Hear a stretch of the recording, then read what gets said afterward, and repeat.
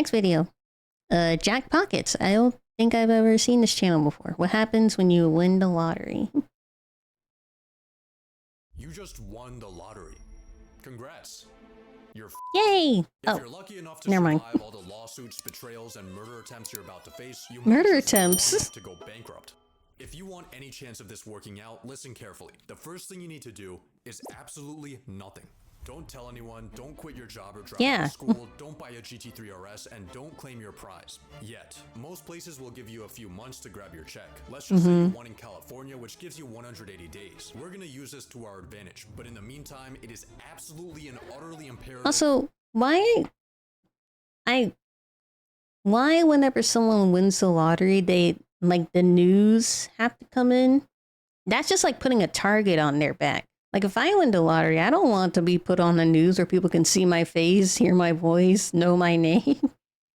Because then obviously they're gonna try to take advantage of me, to take all my hard-earned, my won money.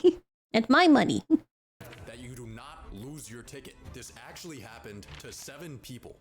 3 of them didn't survive. Take your ticket and sign the back of it, photocopy it, take selfies with it, record a video with it, put it in a waterproof, fireproof box, then take that box to the bank and put it in a safety deposit box. Now that your ticket's hopefully secure, we need to use this time to prepare a few things. First, we need to hire a professional.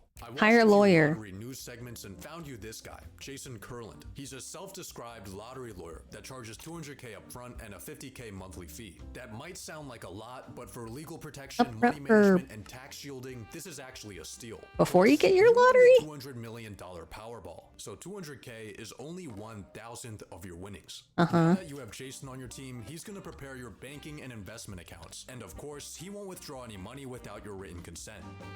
But in your very first meeting, he gives you some bad news. See, the first rule of winning the lottery is to always stay anonymous. Yeah. Most places won't let you do this. California requires the public. Wait, what? What? Why? Very first meeting, he gives you some bad news. See, the first rule of winning the lottery is to always stay That's like the first thing I would think of. Like to hide my identity if I won the lottery. anonymous. But most places States that expose you? Okay, so if I win the lottery, I have to make sure I'm in Texas or something. Arizona. Or is this New Mexico? I don't know. won't let you do this. California requires the public disclosure of the winner's full name, and no Why? trust won't help you. You're getting fully doxxed, and we need to prepare for that. But first, your phone rings. It's your boss, telling you off for being late to work.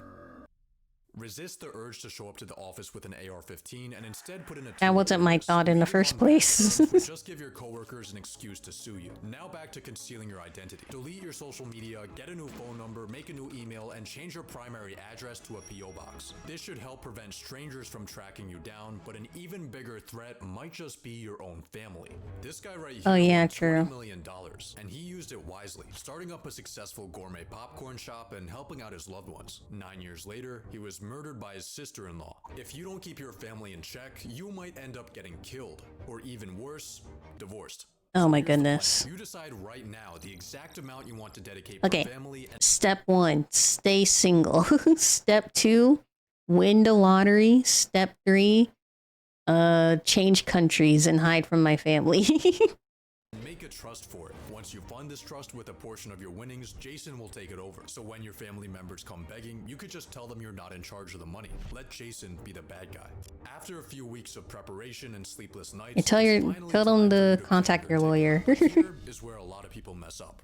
The lottery press conference is where you'll be presented with. You have to go to a press conference? In front of a horde of reporters who are snapping and publishing nice, clean photos of your face right next to the reward for killing you.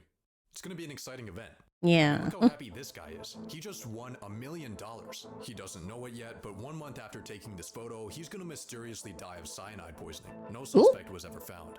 In unrelated news, these 2 women inherited all of his winnings. In completely unrelated news, this woman prepared the last meal he ate before he died.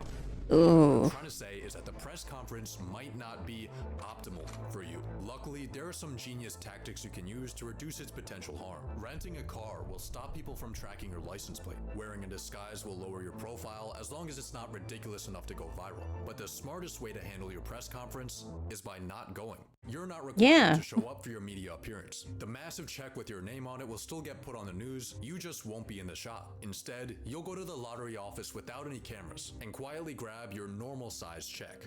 But as you hold the piece of paper that's about to change your life, the first thing you'll notice is that the amount is a lot lower than you expected. Because of taxes or something? When you win the lottery. If you want the full advertised amount, you need to take the annuity, which means your prize gets paid out over the course of 29 years. But you took your prize in the more popular lump sum, where you get all the money at once, but it'll be just around half of the total jackpot. On top of that, since you won in the US, you're getting taxed. Yeah, tax. But don't worry about this, because the authorities have already withheld all the taxes you owe from your check. Just kidding. They've withheld some of your taxes, but way less than what you actually owe them.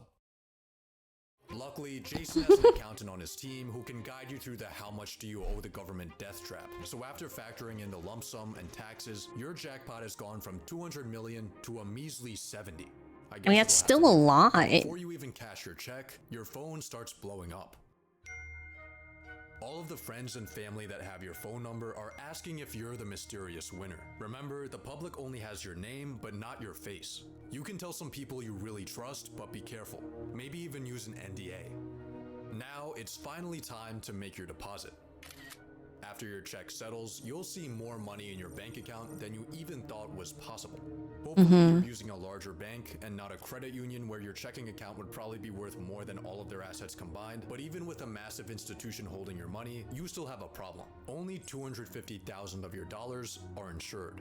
But how risky actually is this? Well, ever since what do you mean uninsured? Uninsured depositors only lost money in 6% of US bank failures, and large banks like Chase or Wells Fargo are designated as systemically important financial institutions, aka they have the US government as their sugar daddy, so it would take a lot for them to go under. Chances are you'll be fine, but still, you should move this money somewhere else. It's time to hit up Jason to fund your trusts and investments. Let's give him 40 million to manage for you, and with a conservative 6% return, this will be making you 200K a month. You could put 10 mil into your family trust, and now you have $20 million in pure spending power. So let's get down to business.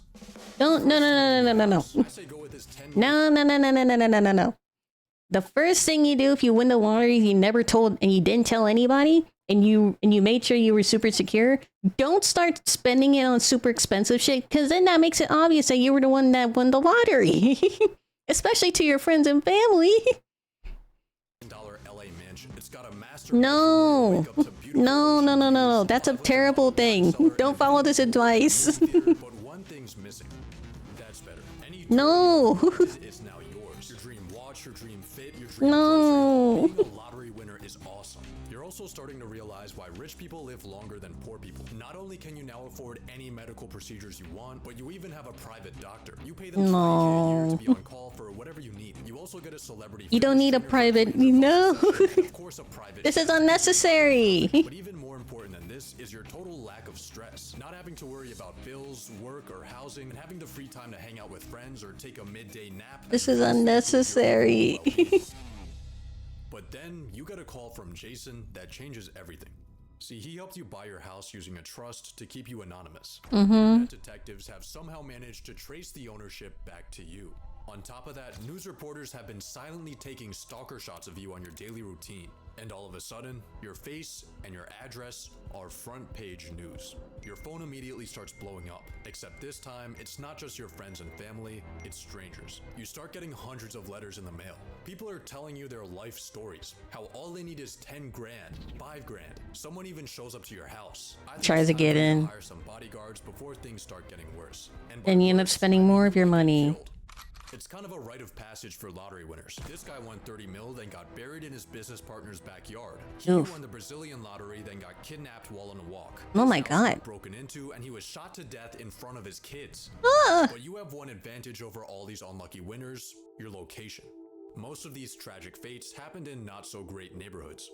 You, on the other hand, are in a $10 million LA mansion, surrounded by people who are familiar with money. Hopefully this will protect you from any real danger and allow you to peacefully live the high life.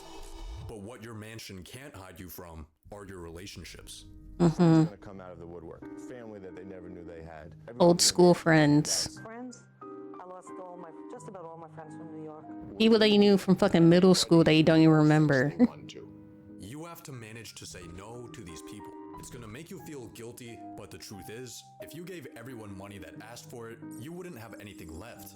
Your mansion's upkeep costs you $50K a month. Maintenance for your car is an average yearly salary. Your private chef, your trainer, your doctor, your bodyguards. That's why you don't go for this expensive shit. Stay frugal. Stay humble. It'll save you more money in the end. Across everything, your monthly expenses are clearing 6 figures. But even worse than the broke people begging you for money are the rich people begging you for money. Why would the rich people beg you for money?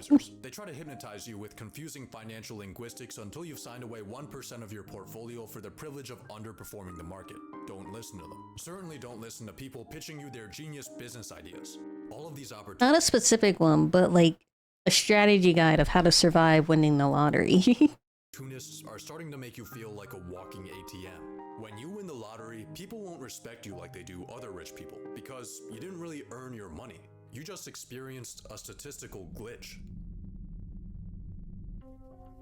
This is where you begin to have a bit of an identity crisis. All you are and all you're known as is the guy that got lucky. When you meet new people, it's often people will say, well, what do you do? Especially in my circle of people, most people were working or trying to put themselves through college. And oh, I just won the lottery and I just sit around. That's not something that I wanted to say. One day as you're contemplating the meaning of life, a mysterious man walks up to you and he's here to inform you that you're being sued. A For random what? guy you've never seen in your life is claiming that he bought your ticket and he's coming for all of your winnings. He's gonna bring full. I'm the winner. God took me to that gas station.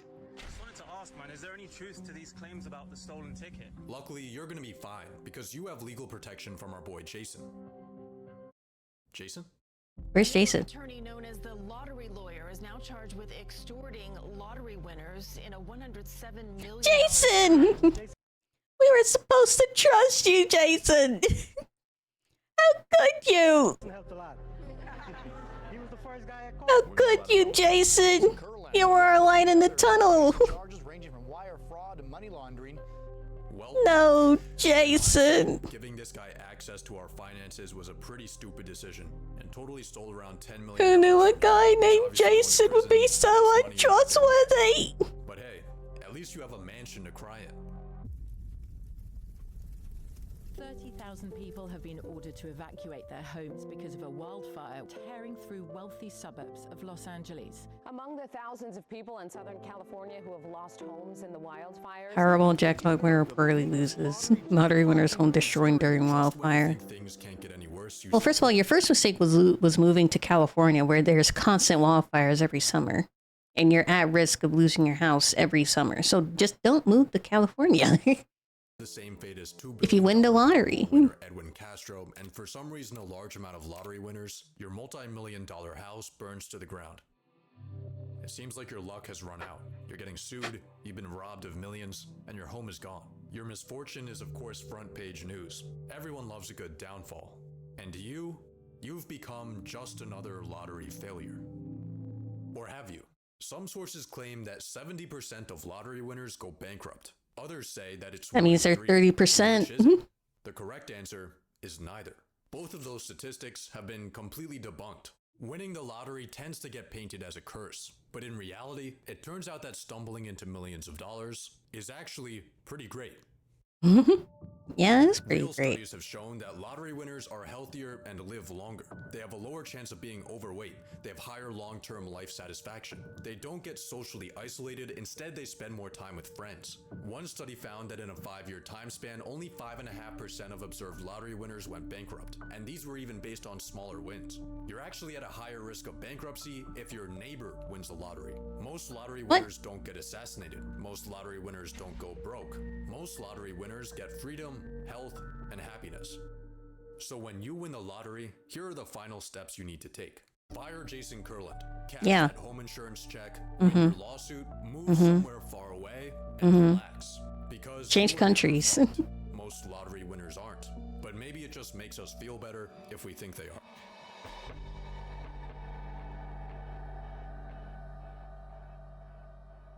Nice video. I can't believe Jason betrayed us, chat. Our only light in the tunnel snuffed out.